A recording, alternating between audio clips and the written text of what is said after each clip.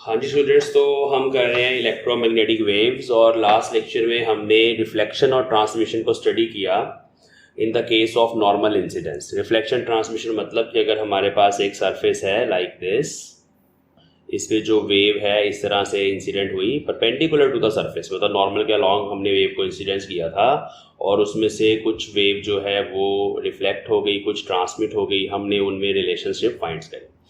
इसमें जो wave incident कर रहे थे ना, उसका velocity vector perpendicular to surface था ऐसे। जो रिफ्लेक्टेड वेव थी उसका वेलोसिटी वेक्टर भी परपेंडिकुलर टू सरफेस था, और जो ट्रांसमिटेड वेव थी उसका भी वेलोसिटी वेक्टर ऐसे था। और इस केस में ऐसा नहीं है, ये हम केस करने वाले हैं ऑब्लिक इंसिडेंस का, मतलब reflection and transmission of a polarised EM wave from a boundary surface when the wave is incident at some angle theta I with the normal to the surface। ठीक है, तो मैं diagram बना रहा हूँ, ध्यान से डायग्राम को समझना है क्योंकि ये मेन डायग्राम ही है, इसी से सब कुछ क्लियर होगा।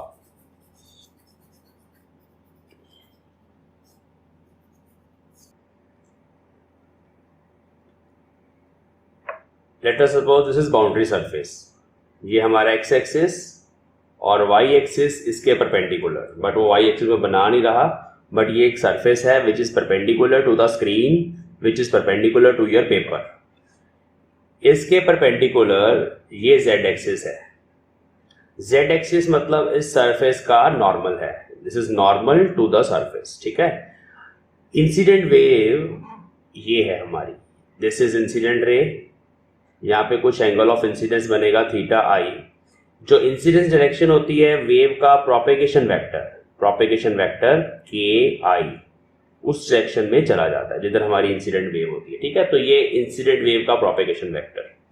Electric field polarised electric field है, क्योंकि मैं बात कर रहा हूं कि हम पोलराइज्ड वेव के लिए ये सिचुएशन सॉल्व कर रहे हैं, अनपोलराइज्ड वेव के लिए नहीं, पोलराइज्ड के लिए। तो इलेक्ट्रिक फील्ड वेक्टर हमेशा के वेक्टर के परपेंडिकुलर होता है, उसको ऐसे बना देंगे के वेक्टर के perpendicular, this is electric field vector. ठीक है, of incident wave. Magnetic field vector कैसे बनेगा? Magnetic field vector is perpendicular to both K and E. अब यहां पर एक इक्वेशन होती है जिसको हम यूज करते हैं, अगर हमें के की डायरेक्शन फाइंड करनी है तो हम ऐसे करते हैं, ई क्रॉस एच से इलेक्ट्रिक फील्ड से मैग्नेटिक फील्ड की तरफ अपनी फिंगर्स घुमाएंगे तो आपका थंब के की तरफ आना चाहिए। ठीक है, अब इलेक्ट्रिक फील्ड देखो इस स्क्रीन के ऊपर बना रखा है मैंने, और मैग्नेटिक फील्ड आपको स्क्रीन से बाहर मानना पड़ेगा, ऐसे मैंने डॉट से रिप्रेजेंट कर दिया, this is magnetic field of incident wave. अगर आप ऐसे बना लोगे ना तो आप राइट हैंड थंब रूल लगा के देखो, अपनी फिंगर्स इलेक्ट्रिक फील्ड के अलॉन्ग आप अलाइन करोगे और मैग्नेटिक फील्ड के अलॉन्ग घुमाओगे, मतलब स्क्रीन से बाहर की तरफ, तो आपका थंब जो है वो इस डायरेक्शन में आएगा। करके देखो इस चीज को, तो आपको समझ आएगा कि यहाँ पे जो मैग्नेटिक फील्ड है वो इस सरफेस के, इस स्क्रीन के परपेंडिकुलर बनेगी। अब यहाँ पे बच्चों जिस प्लेन के अंदर ये इंसिडेंट वेक्टर होता है उसको बोलते हैं plane of incidence, plane of incidence. ठीक है, प्लेन ऑफ इंसिडेंस कौन सा? जिसमें ये वेक्टर हो। देखो कौन सा है यहाँ पे, z और एक्स जेड प्लेन, मतलब ये जो स्क्रीन है या जो आपका कॉपी का पेपर है वो प्लेन ऑफ इंसिडेंस है। तो हमारी जो वेव है वो एक्स जेड प्लेन में ट्रेवल कर रही है इस तरह से और किसी एंगल थीटा आई पे जाके स्ट्राइक करी। अब इसका कुछ पार्ट रिफ्लेक्ट हो गया, ये रिफ्लेक्टेड वेव है। ठीक है, तो रिफ्लेक्टेड वेव का एंगल नॉर्मल के साथ थीटा आर होता है, ये मान लो प्रोपेगेशन वेक्टर आ गया के आर, और इसके परपेंडिकुलर इलेक्ट्रिक फील्ड वेक्टर बनेगा यहाँ पे।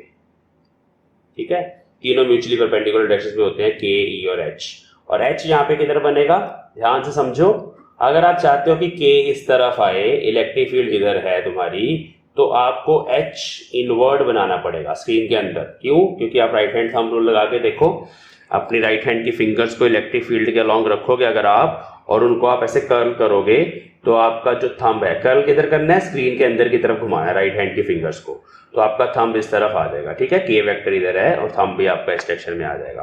तो इस तरह से ये तीनों वेक्टर्स इंसिडेंट वेव के बन गए, ये तीनों वेक्टर्स रिफ्लेक्टेड वेव के बन गए, और थर्ड वेव है हमारी ट्रांसमिटेड वेव। तो कुछ वेव ट्रांसमिट भी हुई है ऐसे किसी डायरेक्शन में, तो उस केस में हमारा प्रोपेगेशन वेक्टर ऐसे बनेगा के टी,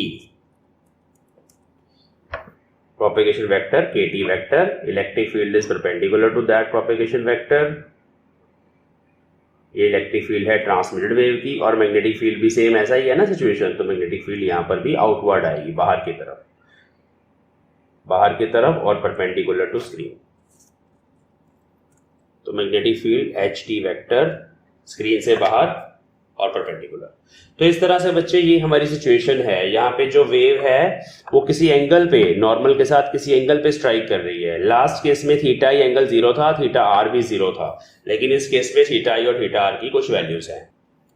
हम यहाँ पे जो रिलेशंस ड्राइव करने वाले हैं, they are actually relationship between amplitude of incident wave, amplitude of reflected wave and amplitude of transmitted wave. इनमें हमें रिलेशंस फाइंड करनी है इस पर्टिकुलर टॉपिक में, और इन इक्वेशंस को बोला जाता है Fresnel's equations, and this is the case of oblique incidence, जैसे मैंने आपको बताया।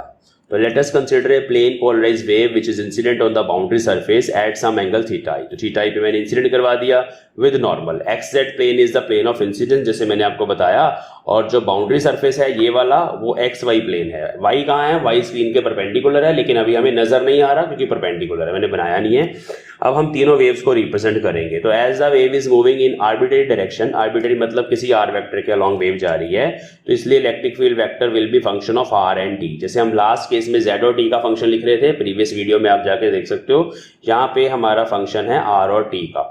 तो यहाँ पे इसको इलेक्ट्रिक फील्ड को लिखना है, तो ये हो गया amplitude of electric field of incident wave into E raise to power iota K Z minus omega T होता था, यहाँ पे आएगा के आई, क्योंकि यहाँ पे प्रोपेगेशन कांस्टेंट के आई है, के आई डॉट आर वेक्टर, क्योंकि वेक्टर फॉर्म में बात कर रहे हैं ना, के जेड मतलब के और जेड सेम डायरेक्शन में होते हैं, तो यहाँ पे अगर ये डॉट प्रोडक्ट ले रहे हैं मतलब हम के आई का कंपोनेंट आर के अलॉन्ग ले रहे हैं, आर इज एनी डायरेक्शन। तो इस तरह से हम इलेक्ट्रिक फील्ड वेक्टर को रिप्रेजेंट करते हैं, K I vector dot R vector minus omega T. Electric field vector हमने लिख लिया इंसिडेंट वेव का। मैग्नेटिक फील्ड वेक्टर कैसे लिखते हैं?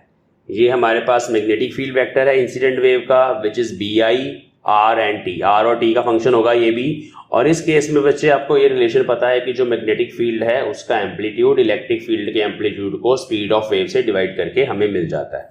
तो just E naught I divide by v1, v1 is the speed of the wave in the first medium, and first medium में जो v1 है वो कौन से फैक्टर्स पे डिपेंड करता है वो आपको पता है, v1 is actually under root μ1 ε1 है ना। तो म्यू परमेबिलिटी और परमिटिविटी ये फर्स्ट मीडियम की प्रॉपर्टीज हैं, उन पे डिपेंड करती है स्पीड। ओके, और इसके साथ ये वाला जो फैक्टर है वो सेम रहता है, जैसे इलेक्ट्रिक फील्ड है वैसे ही ये फैक्टर रहता है, E raise to power iota K I dot R minus omega T. अच्छा, ये चीज क्या है? ये डायरेक्शन बताने का तरीका है। मैग्नेटिक फील्ड की डायरेक्शन देखो दोनों के परपेंडिकुलर है, के और ई दोनों के परपेंडिकुलर है, तो इन दोनों का क्रॉस प्रोडक्ट अगर आप करेंगे ना तो मैग्नेटिक फील्ड की डायरेक्शन आ जाएगी। इसको वेरीफाई करके देखते हैं डायग्राम से।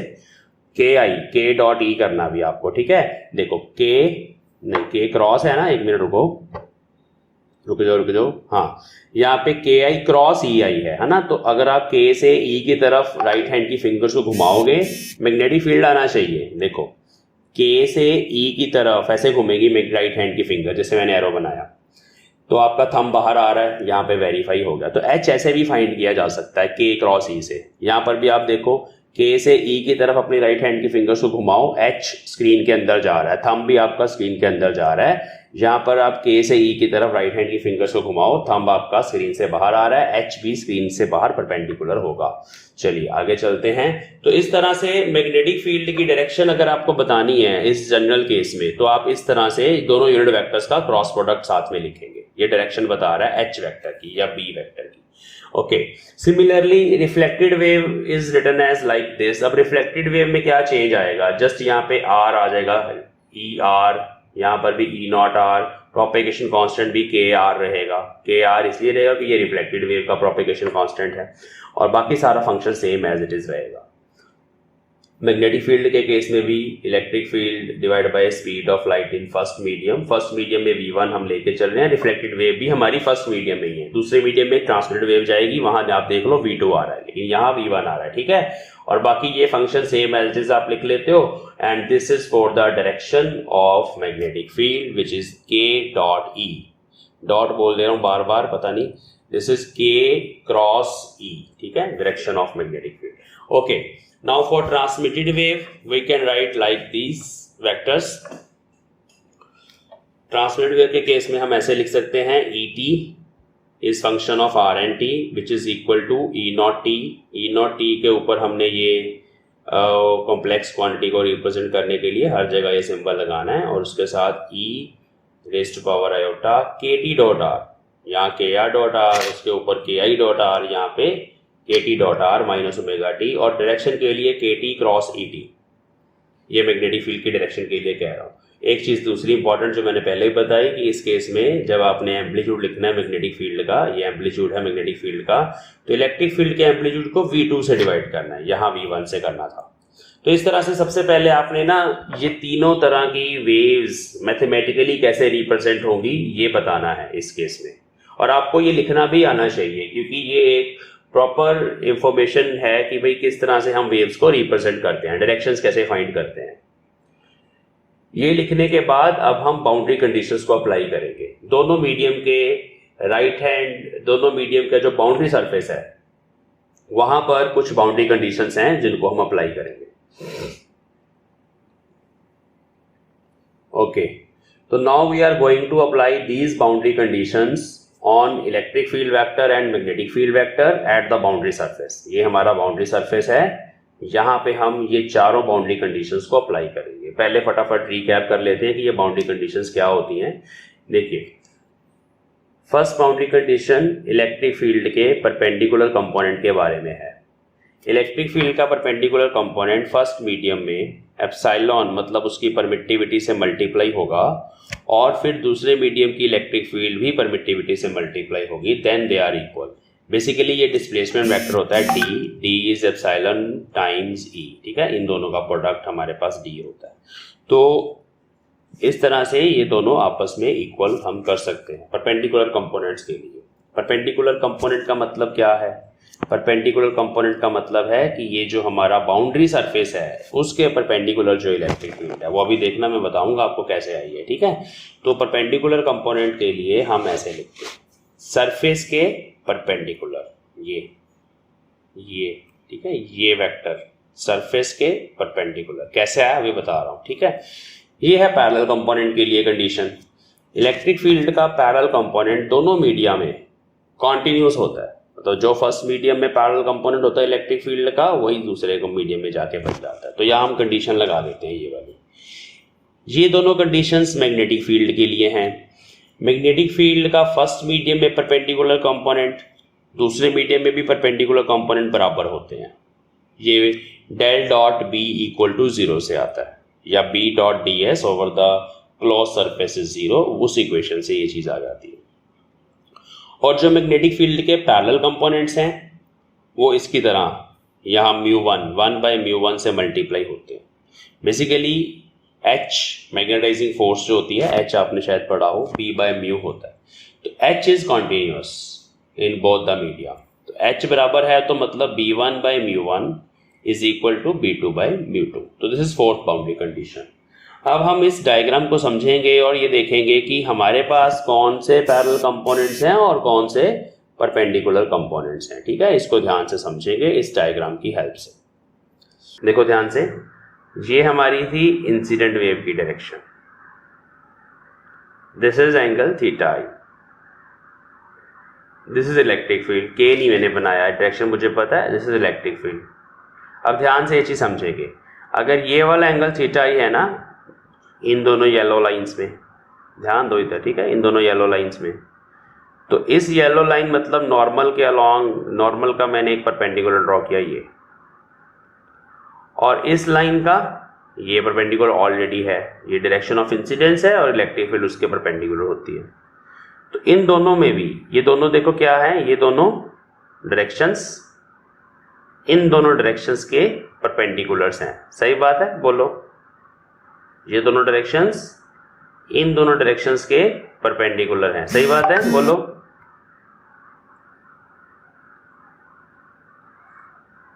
ये डायरेक्शन इसका परपेंडिकुलर, ये डायरेक्शन इस नॉर्मल का परपेंडिकुलर, सही बात है। तो ये बात पहले समझ लो कि ये एंगल थीटा आई होगा, बस उसके बाद काम खत्म है, आसान है। ई आई का फिर ये वाला कंपोनेंट बन गया ई आई कॉस थीटा और ये वाला बन गया ई आई साइन थीटा, ठीक है। ये साइन हो गया, ये कॉस हो गया, ये रिजॉल्व तो आप करना जानते हो। यहाँ पे आ जाओ, अभी समझ आ जाएगा, 2-3 एग्जांपल्स हैं। ये हमारी इधर जा रही थी रिफ्लेक्टेड वेव, जैसे मेरा ये एरो जा रहा है इसे रिफ्लेक्टेड वेव जा रही थी, इसके परपेंडिकुलर ये इलेक्ट्रिक फील्ड मैंने बना दी।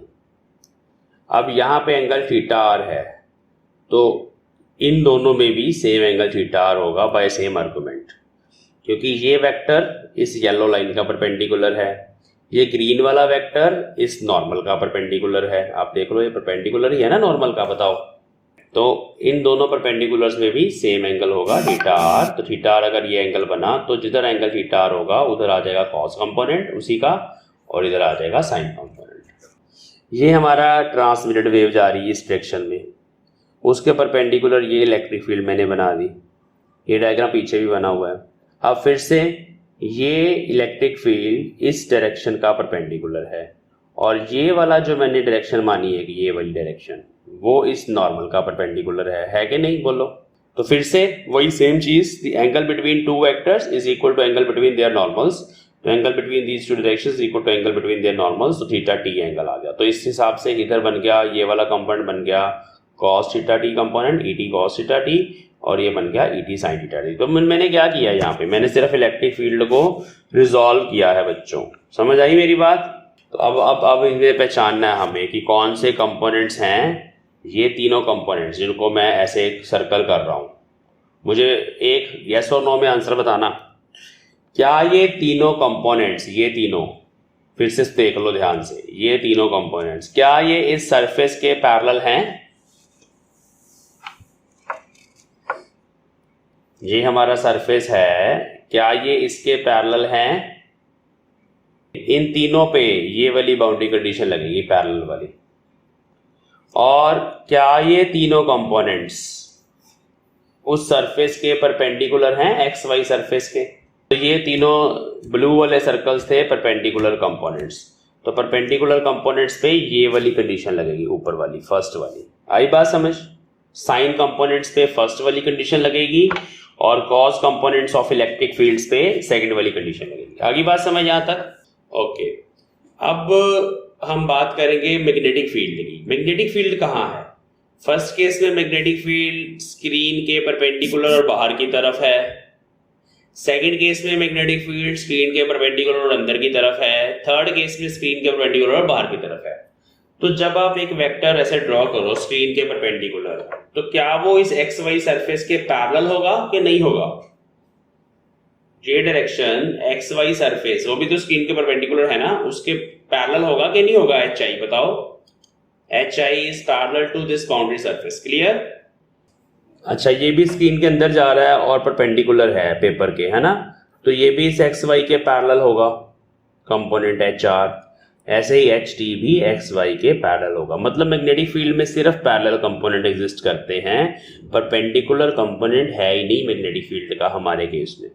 हमारी जो ईएम वेव की मैग्नेटिक फील्ड है, it is always parallel to the surface X Y. ये बात समझ आ गई? मतलब पैरेलल वाली कंडीशन लगेगी, परपेंडिकुलर वाली कंडीशन हमारे काम नहीं आएगी, मैंने क्रॉस किया हुआ है। चलो अप्लाई फर्स्ट बाउंड्री कंडीशन। कैसे करना है? एप्सिलॉन 1 E1 परपेंडिकुलर, एप्सिलॉन 1 लिखा, ये E1 परपेंडिकुलर है। फर्स्ट मीडियम में दोनों इलेक्ट्रिक फील्ड ये है, ये इलेक्ट्रिक फील्ड और ये इलेक्ट्रिक फील्ड दोनों ऑपोजिट हैं, तो इसलिए माइनस साइन आ जाएगा। माइनस, क्योंकि ये z नेगेटिव z की तरफ है, इसके आगे मैंने माइनस साइन लगा दिया, और यहाँ नॉट भी लगाया क्योंकि हम एम्पलीट्यूड्स की बात कर रहे हैं। यहाँ मैंने पूरी वेव लिखी है, तो E naught I sine theta I ये वाला परपेंडिकुलर कंपोनेंट, और E naught R sine theta R दूसरा परपेंडिकुलर कंपोनेंट। इन दोनों का सम फर्स्ट मीडियम में आ गई ये सारी equation, is equal to second medium में ये है जो नेगेटिव z की तरफ जा रही है, तो माइनस साइन एप्सिलॉन 2, ये देखो एप्सिलॉन 2 था यहाँ पे, इनटू E2, तो उसके लिए ये electric field ET sine theta T आएगी। ये इक्वेशन समझ आ गई? आसान है, बहुत टफ नहीं है, एक बार इमेजिन करना है बस। समझ आ गई ये equation? Yes sir. Parallel components के लिए तीन पैरेलल कंपोनेंट्स हैं जिनको मैंने टिक किया हुआ है, ये तीनों। अब इन दोनों को जोड़ दो फर्स्ट मीडियम में, E naught I cos theta I plus E naught R cos theta in the first medium is equal to E D cos theta T. आ गया समझ? तो ये दोनों इक्वेशंस लिख लोगे, बाउंड्री कंडीशंस लिखनी है, जस्ट डायग्राम बनाना है और दोनों कंडीशंस लिखनी है। डन? अब क्या करना है? बस कुछ भी नहीं करना, सॉल्व करना है इसको, बहुत आसान है, देखना अगले शीट पे। हो गया खत्म। मैग्नेटिक फील्ड का पैरेलल कंपोनेंट सिर्फ एग्जिस्ट करता है, तो ये मैंने कल वाले डेरिवेशन में भी सेम कंडीशन लिखी थी मैग्नेटिक फील्ड के लिए। मैग्नेटिक फील्ड 1/μ1 B1 मतलब इन फर्स्ट मीडियम में दो मैग्नेटिक फील्ड्स हैं, एक है E0I/V1, दूसरी है E0R/V1। दोनों की डायरेक्शन ऑपोजिट है इसलिए माइनस साइन। ये मैग्नेटिक फील्ड फर्स्ट मीडियम के अंदर है B1 और ये सेकंड मीडियम के अंदर मैग्नेटिक फील्ड है E0T/V2, ये B2 है। आगे बात समझ। तो इस तरह से हमारे पास ये इक्वेशन आ जाएगी। अब सॉल्व कर देना बस। μ1 V1 नीचे से ऊपर ले गए, μ1 V1/μ2 V2 बीटा होता है, बीटा मैंने लास्ट लेक्चर में भी बताया था आपको।